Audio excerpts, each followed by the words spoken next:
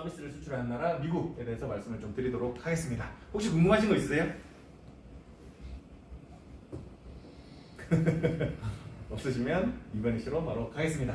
그래서 마이크로소프트가 연중 계속 신고가를 계속해서 찍고 있잖아요. 엄청나게 잘 성장을 하고 있고 얘 이제 매출 분포를 이제 좀 분리를 해보면요. 일단 서버, 오피스, 윈도우, 게임, 링크드인, 서치 이거 보시면 얘네가 뭐 물건 만들어서 파는 거 있나요? 다 소프트웨어 산업입니다. 그리고 그 매출 낸 거에서 비용 이거 뺄 거 다 빼고 보니까 35%나 마진이 남는다는 거예요. 35%나 엄청나게 마진이 많이 남는 거죠. 자동차 열심히 만들어가지고 팔아봐야 마진 10% 남을까 말까 하는데 얘네는 서비스 팔아가지고 35%나 마진이 남는다는 겁니다. 그 다음 애플 요즘 좀 부진하긴 해요. 애플 요즘 부진하긴 한데 저는 휴대폰을 지금 안 바꾼 지가 이제 4년이 돼가거든요. 그러니까 이 교체 주기가 점점 느려지는 것 같지 않으세요? 아닌가? 저만 그래요? 저는 지금 이제 예전에는 그래도 20대 때는 뭔가 다니면서 이제 휴대폰이 꼭 2년마다 깨지거나 해가지고 바꿀 일이 생겼어요. 근데 요즘은 에너지가 없나 봐요. 그 깰 에너지조차 휴대폰을 깰 에너지조차 없는 것 같습니다. 그래서 좀 잘 안 깨게 되는 것 같은데, 그래서 안 바꾸게 되는 것 같은데, 이 실제로도 경제적으로도 지금 전 세계에서 휴대폰의 교체 주기가 느려지고는 있대요. 그러니까 고금리의 영향을 받은 게 제일 크다라고 얘기는 하는데 그만큼이나 애플이 좀 최근에는 좀 지지부진한 모습을 보이고 있기는 합니다. 작년 7월보다도 지금 더 떨어진 상태에 있으니까요. 근데 이제 애플의 매출을 좀 나눠보면요, 다 이제 이 아이폰, 맥북, 아이패드, 워치 뭐 이거 다 그 기계잖아요. 하드웨어잖아요. 하드웨어고 서비스로 이제 요만큼 번다고 합니다. 근데 여기서 재밌는 거는 아이폰, 맥북, 아이패드, 애플 워치, 에어팟 요거 만드는 거 어차피 중국에서 다 만들거든요. 이게 중요한 포인트인 거죠. 중국, 인도, 베트남에서 요것들을 다 만드는데 그러면 이제 얘네는 이거를 통해서 뭘 하냐? 얘네 그 시스템이 되게 폐쇄적이잖아요. 그리고 이제 아이폰 사놓으면 맥북에 바로 연동되고 뭐 이런 게 있잖아요. 그러니까 얘네는 이거 하드웨어를 판다고는 하지만 사실상 요거는 소프트웨어입니다. 사실상 서비스인 거예요. 사실상 서비스를 팔고 있다 보니까 아이폰 한 번 쓰신 분들은 아이폰에서 벗어나지를 못하잖아요. 그러니까 갤럭시에서 아이폰으로 가는 케이스는 있어도 아이폰에서 갤럭시로 가는 케이스는 진짜 잘 없거든요. 왜냐면 그러니까 삼성은 하드웨어를 팔아요. 어차피 안드로이드는 알파벳 거 구글 거거든요. 안드로이드는 어차피 구글 거다 보니까 소프트웨어가 뭘 쓰든 상관이 없는 겁니다. 그래서 하드웨어다 보니까 좀 이제 뭐 느려진다 뭐 한다 모르겠다 아이폰 바꿀래 이게 가능한데 아이폰을 한 번 쓰면 그 소프트웨어에 종속될 수밖에 없거든요. 그 폐쇄적인 시스템에. 그러다 보니까 계속 그거를 쓰게 되는 거죠. 그래서 애플도 사실상 하드웨어라고는 하지만 소프트웨어를 파는 기업이고 그 덕분에 서비스업으로 28%나 마진을 남길 수가 있는 거죠. 그 다음에 이제 아마존도 그래도 열심히 많이 올라왔습니다. 많이 올라왔는데 이걸 매출을 또 나눠보면 온라인 스토어, 피지컬 스토어, 서드파티 이거는 이제 중개인으로서 다른 연결해주는 거죠. 판매자와 소비자를 연결해주는 거고 애드버타이징 뭐 이런 것들 다 서비스입니다. 서비스를 통해 가지고 이렇게 수익을 내고 근데 그나마 이제 판매업이다 보니까 비용이 조금 많긴 해요. 비용이 많긴 함에도 여전히 6%의 마진을 남기고 있다라고 볼 수가 있겠고 그 다음 알파벳입니다. 알파벳도 보면 좀 많이 올랐는데 좀 요즘 좀 시원찮긴 해요. 시원찮긴 한데 얘네도 애드버타이징 유튜브 보면 다 서비스죠. 서비스를 하고 있고 마진이 24%나 남고 있습니다. 그러니까 여기서 이제 제가 말씀드리고 싶은 게 대충 뭔지 아실 것 같은데 IT 기업들, 빅테크 기업들이라고 하는 애들은 전부 다 서비스를 파는 기업이라는 거죠. 그리고 이제 최근에 이제 메타 이거 데이터는 아직 없어요. 실적 발표한 지가 얼마 안 돼가지고 이건 제가 만든 게 아니거든요. 제가 만든 건 아니고 이제 저도 퍼온 건데 그러다 보니까 이제 아직 이걸 만들어진 건 없기는 한데 20%나 올랐습니다. 지난주 금요일이죠. 지난주 금요일에서 토요일로 넘어갈 때죠. 그래서 20%나 올랐는데 왜 이렇게 올랐냐? 매출도 일단 잘 나왔습니다. 잘 나왔는데 그걸로 이제 자사주 소각을 또 하겠대요. 매입해서 소각도 하겠다고 하니까 이렇게 뭐 개잡주도 아니고 미국에서 시총 뭐 6위 안에 들어가는 기업인데 얘네가 20%씩 올라간다는 게 진짜 미국이니까 가능하구나 라는 생각이 드는 것 같은데 어쨌든 엄청나게 올라가게 됐습니다. 얘네도 마찬가지지만 서비스를 판매하는 기업인 거죠. 그러다 보니까 이제 요 기업들을 중심으로 원래 마그니피센트 7이라고 불렀던 것들이 요 아마존, 메타, 그러니까 페이스북이죠. 페이스북, 마이크로소프트, 엔비디아 요거 4개를 또 패블러스 4 그래서 좀 대단한 4개 그리고 약간 애플 그리고 테슬라 그리고 그 알파벳 좀 부진해요. 최근에 주가가 좀 부진했는데 그 부진한 애들 또 메3 좀 별로인 3개 이렇게 얘기를 한다고 해요. 좀 시원찮은 3개 그래서 그래서 또 자기들끼리 또 금융권만의 농담이 또 생기고는 있는데 어쨌든 간에 요 7개 기업들은 전부 다 서비스를 판매하는 기업들이라는 거죠. 뭐 그나마 애플은 그나마 하드웨어가 좀 섞여 있다 보니까 좀 부진하고, 테슬라는 좀 많이 부진하죠. 많이 전기차가 안 발리다 보니까 많이 부진한 모습을 보이고 있습니다. 그래서 서비스를 파는 애들이 결국 고평가가 많이 될 수밖에 없다. 그래서 PER, 그러니까 주가 수익 비율로 따지면 얘네들이 20배에서 80배까지 가거든요. 20배에서 80배까지. 그러니까 이제 주가 수익 비율이 뭐냐면 얘네 1년치 순이익 가지고 20년을 벌어야지 내 주식 가격을 메꿀 수가 있다는 뜻이에요. 20배라는 거는. 80배라는 거는 80년을 벌어야지 내 주식 가격을 메꿀 수가 있다는 뜻입니다. 그게 주가 수익 비율인데, 그러니까 크면 클수록 고평가돼 있다라고 볼 수가 있는 거죠. 근데 이제 그만큼 기업이 더 많이 벌면 그게 희석이 되겠죠. 희석이 될 텐데, 일단은 지금 기준으로는 22에서 80, 20에서 80 이 정도로 형성이 돼 있다는 거고, 우리나라에서 제일 잘 나가는 기업이 삼전이거든요. 삼성전자가 15밖에 안 돼요, PER이. 그래서 그 15밖에 안 되는데 이 미국의 이 테크 기업들은 엄청나게 높게 형성이 돼 있다라고 말씀을 조금 드릴 수가 있겠습니다. 근데 이제 자동차를 만들려면요, 그러니까 테크 기업은 서비스를 팔고 있지만 자동차를 만들어서 팔려면 우리나라는 다 그런 것들이거든요. 삼성도 그렇고 현대도 그렇고 뭔가 원자재를 사와가지고 그거를 가공해가지고 다른 나라에 파는 그런 일들을 하고 있습니다. 스마트폰도 마찬가지지만요, 자동차를 만들기 위해서도 이 수많은 것들을 우리가 어디선가 사와야 된다는 거예요. 그러니까 원자재에 대한 비용을 생각을 해봐야 됩니다. 근데 이게 다 우리나라에서 나냐? 아니거든요. 다 해외 어딘가에서 수입을 해와야 됩니다. 휴대폰도 마찬가지겠죠. 반도체도 그렇고 뭐도 그렇고 다 수입을 해와야 되는데, 문제가 뭐냐? 우리나라에서 그나마 이게 다 나면 우리나라에서 다 공수를 해오면 되는데, 여기 유럽에서 공수해와야 될 게 있다는 거예요. 그렇다 보면 원래 여기 지금 최근에 후티 방문 이슈가 많이 나오고 있잖아요. 그래서 배가 이제 수에즈 운하로 이렇게 원래 와야 되는데 여기 지금 안 됩니다. 수에즈 운하를 통해서 오는 경로가 막혀 있다 보니까 이렇게 한참 돌아서 와야 돼요. 한참 돌아서 와야 되니까 또 뭐냐? 그거에 대한 비용을 고려를 해야 된다는 거예요. 그러니까 단순히 이거에 대한 문제뿐만이 아니라 운송에 대한 비용들, 운송 과정에서 생기는 보험 리스크, 그러니까 이제 그 리스크에 대한 보험 비용들, 그리고 이제 그거를 관리하기 위해서 선물 비용, 옵션 비용 이런 것들도 포함해야 되고, 그걸 자재 관리하는 인건비도 또 더 들게 되는 겁니다. 그러다 보니까 제조기업들의 마진율이 낮아질 수밖에 없는 거죠. 그래서 여기서 이제 중요한 포인트는 서비스업은 마진율이 되게 높을 수밖에 없는 업종이고, 제조업은 지금 마진율이 되게 낮을 수밖에 없는 업종이라는 거예요. 각가지 비용들이 너무 많이 들게 되니까. 여기서 또 한 가지 문제가 생기는 게 뭐냐? 우리나라가 철강 산업이 되게 크거든요. 제철 산업이 되게 큽니다. 되게 큰데 우리나라가 전기세가 엄청 싸요. 전기세가 진짜 엄청 싸고, 우리나라에서 전기를 가장 많이 소비하는 두 지역이 포항이랑 당진입니다. 포항 포스코 제철소에서 전기 엄청 쓰고요. 당진 또 현대제철 제철소에서 전기를 엄청 씁니다. 그래서 제 지인 중에 이제 현대제철에서 전기료 그 징수과에서 일을 했던 친구가 있는데, 현대제철이 한 달에 내는 전기료가 200억이래요. 200억. 근데도 그게 엄청 싼 겁니다. 미국에서 똑같이 했으면 아마 4,500억 정도를 생각을 해야 될 텐데, 현대제철은 우리나라 전기가 싸니까 200억밖에 안 드는 거예요. 근데 그러다 보니까 미국에서는 사실상 이거를 보조금으로 보겠다라고 하는 거예요. 그래서 니네 우리한테 철 수출할 거면 관세 내. 그래서 상계 관세를 매기고 있다라는 겁니다. 만약에 트럼프가 또 재집권하면 중국에 대해서 관세를 60%보다 더 올려서 받겠대요. 이게 진짜 무서운 거죠. 관세. 그래서 공산품이나 농산품에는 관세를 매길 수가 있다는 게 진짜 무서운 겁니다. 그래서 이 단순히 생산 비용 이런 것만이 문제가 아니라, 내가 수출할 때도 그 상대국에서 야 이거 니네 사기야, 불공정 거래야 해서 관세를 매겨버리면 할 말이 없다는 겁니다. 요게 또 되게 큰, 그러니까 공산품을 만드는 데 있어서는 또 한 가지 리스크가 된다라고 말씀을 드릴 수가 있겠죠. 그게 이제 미국만 그러냐? 아니에요. 우리나라도 그럽니다. 우리나라는 농산물을 수입하는 데 있어서 관세율이 되게 높아요. 이게 이제 우리나라의 관세율 표를 제가 좀 몇 개 캡처를 한 건데, 농산물에 대해서 캡처를 한 거예요. 옥수수에 대한 관세율이 300에서 700%에 달합니다. 옥수수 관세 엄청 매기고 있는 거죠. 근데 미국에서 만들어지는 옥수수가 진짜 우리나라에서 만드는 옥수수보다 진짜 7배 쌉니다. 그러니까 관세를 이렇게밖에 매길 수밖에 없는 거고, 그러니까 미국은 진짜 대규모 기계로 다 만들거든요. 그러니까 그러다 보니까 어쩔 수가 없는 건데, 그러는 와중에 이제 쌀 이런 것들 보면 이제 관세율이 500% 이렇게 매기고 있습니다. 그러니까 우리나라 또한 이 우리나라 농산물을 지키기 위해서 이런 엄청난 관세를 매기고 있다는 거죠. 단순히 이제 뭐 관세 매기는 다른 나라를 욕할 게 아니라 우리나라도 똑같습니다. 그래서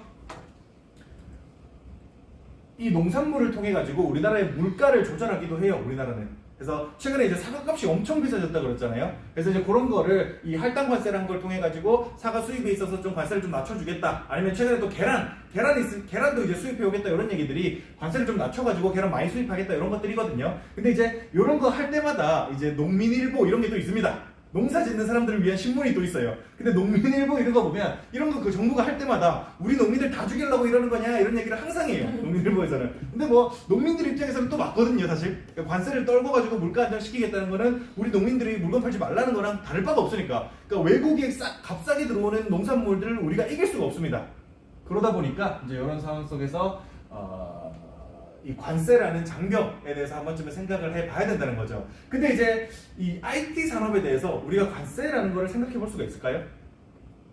IT 산업에 대해서 관세를 어떻게 매깁니까? 서비스업에. 그래서 그나마 할 수 있는 게 망사형용 이딴 거 말고 더 있나요? 진짜로? 그러니까 우리나라에서 이제 좀 인터넷에 관심이 많으신 분들은 이 망사형용에 대한 불만이 되게 많으실 수밖에 없거든요. 그러니까 특히나 이제 최근에 트위치라는 그 스트리밍 서비스죠. 스트리밍 아프리카 TV 같은 거죠. 그래서 그 스트리밍 서비스가 한국 사업에서 철수를 하겠대요. 왜 그러냐면 아니 소비자는 어쨌든 그 통신료 내고 있잖아요. 통신료 내고 인터넷 쓰고 있는데 공급자가 또 망사형료를 또 내래요. 근데 공급자 입장에서는 아니 소비자가 내고 있는데 우리 왜 내? 이렇게 할 수 있는데 근데 이제 공급 이 통신망 관리하는 사람들 입장에서는 야 니네 때문에 트래픽이 엄청 생겨 이 엄청나게 생기는 트래픽 때문에 니네가 그 돈 안 내면 우리 손해야 이렇게 또 얘기를 하고 있습니다. 근데 당연히 소비자 입장에서는 야 그럴 거면 우리한테 통신료로 적게 받든가 라고 해야 되는 게 맞는 거고 그러니까 그러다 보니까 이렇게 되는데 이게 좀 중요한 문제인 거죠. 그러니까 그나마 관세처럼 뭘 하려고 해도 망사형용 이런 걸 하려고 해도 할 수가 없습니다. 왜냐면 반발이 너무 심할 수밖에 없기 때문이에요. 특히나 이제 IT 산업 관련해서 정보잖아요. 정보 산업은 이 아무래도 사람들이 배워서 그런지 이 정보를 차단한다? 너 독재야? 이런 인식들이 되게 강합니다. 우리가 정보를 얻는다는데 니들이 왜 차단해? 이런 인식들이 너무 강하다 보니까 솔직히 막말로 우리가 아니 관세를 쌀에다가 500%나 매겨가지고 우리 원래 쌀에 5,000원에 먹을 수 있는 거를 왜 5만 원에 먹게 만듭니까? 이런 사람은 많이 없잖아요. 많이 없습니다. 물론 있긴 있어요. 우리나라도 물론 있긴 있는데 근데 별로 관심들이 없어요. 크게. 근데 요거에는 유독 사람들이 관심이 많다는 겁니다. 인터넷은 많이 하시니까요. 많이 하시니까 당연히 그럴 수밖에 없는 거고 그러다 보니까 이 IT 산업에 관세며 뭐며 어떤 해외 기업에 대한 비용을 매기기가 쉽지가 않은 거예요. 그러다 보니까 IT 서비스 산업에는 관세를 매길 수도 없고 그러니까 이제 생산 비용도 적게 드는데 관세도 없다는 겁니다. 그런 측면에서는 당연히 유리할 수밖에 없는 거죠. 그리고 이제 TSMC라는 회사를 다 아마 아실 겁니다. 전 세계에서 반도체 파운드리로 이제 가장 1위의 점유율을 가지고 있는 전 세계급 회사인데 보시면 이제 2022년 기사예요. 22년 기사인데 From somebody to nobody, TSMC faces uphill battle in US talent war. 그러니까 이제 TSMC가 그러니까 최근에 이제 트럼프 이후로 미국이 리쇼어링을 한다고 하잖아요. 그러니까 리쇼어링을 하는 것 자체가 우리 관세, 니네 외부에서 수입해오는 거에 관세 더 매길 거고 그래서 이제 수입해오면 보조금도 안 줄 거고 그러니까 우리 땅에다가 공장 짓고 여기서 생산해서 우리한테 팔아라 라고 얘기를 하는 겁니다. 그러다 보니까 이제 해외 기업들이 미국에다가 공장을 열심히 짓고 있었어요. 열심히 짓고 있는데 문제가 뭐냐? 이 TSMC가 사람이 안 구해지는 거예요. 사람이. 왜 사람이 안 구해지냐? 반도체 산업은 우린 잘 모르지만 반도체 산업은 3D입니다. 그러니까 dirty, difficult, dangerous라는 거예요. 더럽고 위험하고 어렵습니다. 되게 어렵습니다. 그러다 보니까 사람 구하기가 되게 힘들고 돈을 많이 줘야 되는 산업이에요. 근데 이제 중요한 건 뭐냐? TSMC는 돈을 안 준다는 거예요. 마이크로소프트만 해도 15만 불을 주고 있는데 연봉으로 근데 TSMC는 12만 불? 그 정도밖에 안 주고 있다는 겁니다. 그러다 보니까 굳이 엔지니어들이 TSMC에 갈 이유가 없다는 거예요. 근데 삼성은 더합니다. 삼성은 더 안 줍니다. 삼성은 사람 구해지겠습니까? 안 구해지죠. 근데 더 웃긴 건 뭐냐면 그나마 이거 우리나라보다 많이 주는 거예요. 우리나라보다. 미국에서 10만 불, 연봉이 10만 불이면 1억 4천 정도 되는 거죠. 1억 4천이고 지금 12만 불은 될 텐데 그러면 한 2억 가까이 주는 거예요. 연봉을 2억 가까이 주고 있는데 사람이 안 구해집니다. 근데 우리나라에서 3전 달이면 1억 될까 말까 하고 있잖아요. 신입이. 근데 심지어 반도체 상가가 0% 하면 1억도 안 됩니다. 이번에 이러고 있는 거예요. 그러니까 이제 이 부가가치의 차이가 너무 압도적입니다. 그러니까 여기서 제가 드리고 싶은 말씀은 공산품이 만들 수 있는 부가가치와 이 서비스업, IT 서비스업이 만들 수 있는 부가가치가 압도적인 차이를 가질 수밖에 없다는 거예요. 그러다 보니까 TSMC와 삼성의 기준 자체가 다른 거예요. 미국 기업의 기준과 우리 대만과 한국 기업의 기준 자체가 다르니까 사람을 구할 수가 없는 겁니다. 특히나 3D 업종에서는 더더욱이요. 그래서 이런 문제들 때문에 산업혁명이 처음 영국에서 있었던 1700년대로 돌아가면요. 1700년대 영국에서 공산품을 엄청 열심히 만들었어요. 산업혁명 있고 공장 만들어서 그러니까 대량 생산이 가능해지고 그거를 프랑스에다가 팔았습니다. 그리고 프랑스는 영국에다가 농산물을 팔았어요. 그래서 이제 영국에서 농사 짓던 사람들이 다 이제 공장 단지로 몰려가가지고 공장에서 일을 하고 대량 생산이 되고 있을 상황에서 프랑스의 농산품이 이제 영국으로 팔리는데 이게 계속 거래를 하다 보니까 공장은 대량 생산을 하잖아요. 싼 값에 대량 생산을 하잖아요. 그리고 그걸 또 비싸게 팝니다. 공산품을.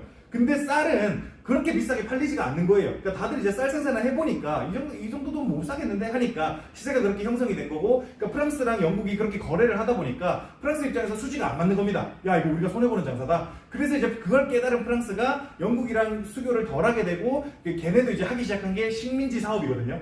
그러니까 우리가 생산한 것들을 사줄 곳들을 찾아서 나선 거죠. 그래서 아프리카를 식민지화하고 남미를 식민지화하고 그렇게 해갔던 게 이제 유럽의 식민지 정책들이었습니다. 우리 물건을 사줄 곳을 찾아간 것이죠. 그게 이제 전 세계적 식민지 정책이었어요. 근데 지금의 상황이 그때랑 다를까 싶습니다. 그러니까 공산품과 농산품의 차이였던 거지 그때는. 지금은 서비스업과 공산품의 차이가 되는 거죠. 그래서 그러니까 2차 대전이 터지기 전까지의 식민정책은 무력을 중심으로, 제국주의가 확장하는 게 무력을 중심으로 이루어졌다면 지금은 그냥 그 도구가 자본으로 바뀌었을 뿐이 아닌가라는 개인적인 생각은 조금 들어요. 저는 이제 이걸로 논문을 써서 노벨상 받을 거거든요. 혹시나 논문 쓰실 생각은 하지 마시고요. 제가 쓸 거니까. 근데 걔네 왜 이렇게 월급을 안 주는 거야? 사람이 안 구해줘도 불구하고. 돈이 없어서. 당연한 거죠. 그럴 돈이 없으니까. 그러니까 저부가가치 산업인 거예요. 어쩔 수 없는 거죠. 그러니까 우리나라에서나 이게 고부가가치 산업인 거죠. 미국에서는 이게 저부가가치 산업인 거예요. 그러니까 미국은 왜냐? 서비스업이라는 고부가가치 산업이 있으니까 이미. 어쨌든 그러다 보니까 이 미국도 이제 그 과정을 겪었어요. 미국도 그 과정을 겪었던, 공산품에서 서비스업으로 전환되는 과정을 겪었던 게 뭐냐면 2000년대 닷컴 버블이 있었잖아요. 닷컴 버블이 이제 닷컴이라는 이름만 붙으면 주가가 미친듯이 폭등을 하는 이런 이슈도 있었거든요. 근데 이제 그때 당시에는 인터넷망이 잘 퍼지지도 않았을 때였어요. 근데 이제 미국이 가만 보니까 야, 이거 IT 이거 되겠다라는 생각을 했겠죠. 하다 보니까 그래서 이제 정책적으로 이제 서비스업 관련해서 성장이나 이런 것들을 많이 하기도 했고, 그래서 이제 그때 당시에 노동시장 참여율이 67%에 달했던 게 점점 줄어가지고 62%까지 줄었습니다. 근데 이 노동시장 참여율이 5%가 줄었다는 거는요, 미국의 경제활동 인구가 3억 명 정도 되거든요. 3억 명 중에서 5%가 줄었다는 거는 1,500만 명이 일자리를 잃었다는 뜻입니다.